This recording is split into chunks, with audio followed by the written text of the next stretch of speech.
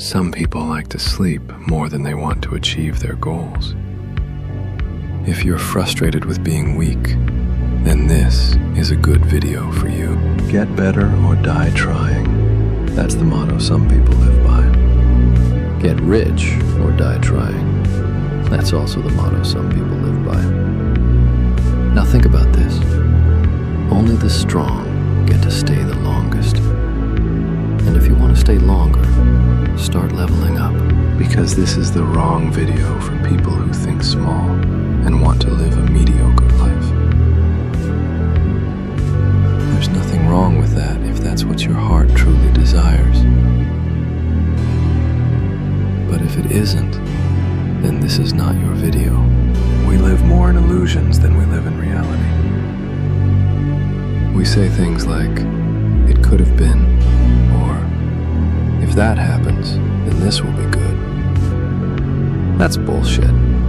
It's just a way to distract yourself from reality. If you really want to be successful, you must focus on reality and work toward improving it. People who live only in imagination and dreams end up regretting the time they lose. This doesn't mean imagination or dreams are bad. What it means is that reality is the only thing that matters. People don't admire creativity that stays unseen, which is why you must become more logical and start taking action toward your goals. There's always a reason behind people's actions, no matter how small. We eat because we feel hungry. We gossip because we want to satisfy our ego, and so on. You don't need to be disappointed by this. Use it as a weapon. Awareness is power. But awareness without action is nothing more than half-baked knowledge. And without action, nothing matters. You can have knowledge about building a rocket, but if you've never built one, guess what? No one will believe you, not even yourself. And to be honest, you can't even say you truly have knowledge until you prove it to yourself, not to people. People come second. Let me give you an example from my own life. I was a student in college, pursuing a computer science degree, and I realized something that almost everybody already knows. College doesn't teach you real skills. It doesn't improve you the way it claims. You know what it actually does? It limits your potential by making you chase a job like rats in a race chasing cheese. I'm not saying the entire thing is useless. It helps with networking and improving your social skills. But if you're someone who isn't focused on that and instead wants to build something, then maybe it's not well suited for you. That's how it was for me. So I left. I thought, if I want to improve those skills later, I can join again. Notice something? I'm playing life like a player, not like someone who has no choice but to follow the same path. That only happened because I wasn't financially dependent.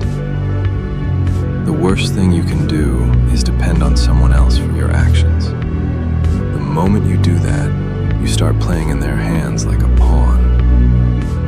Yes, parents are protective, and that's good.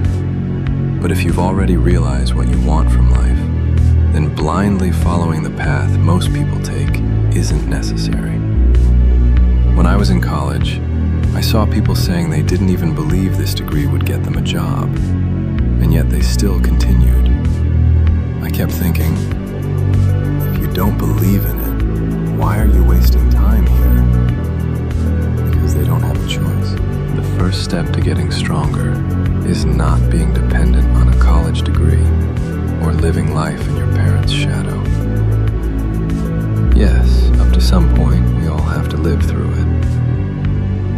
But those who truly want to improve must first eliminate these limits. Then comes discipline. And if your mind is weak, this part gets heavy. That's why you must focus on your body along with your goals. Your body is a tool, not just a part of you, an expensive tool. Treat it like one.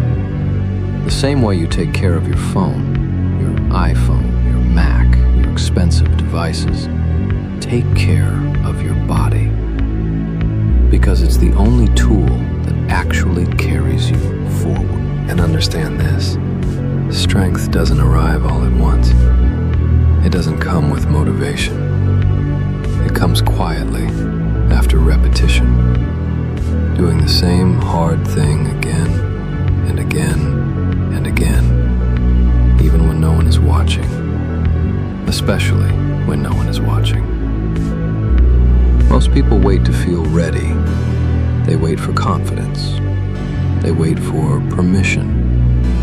That moment never comes. Action comes first. Confidence comes later. And discipline? Discipline isn't something you suddenly gain. It's something you build when you do what needs to be done, even when you don't feel like it, especially then. You don't become strong by talking about becoming strong. You become strong by surviving days where quitting would have been easier. Days where your mind tells you, just rest today, just delay it, just do it tomorrow. Those thoughts don't make you weak. Listening to them does. Every time you ignore them, something changes inside you, slowly, silently. And one day you realize you're not the same person anymore. People will ask, when did you change? You won't have an answer, because it didn't happen in one moment. It happened in private, in boring routines, in uncomfortable choices. That's why most people never reach it. They want transformation without sacrifice, results without discomfort, growth without loss. That's not how it works.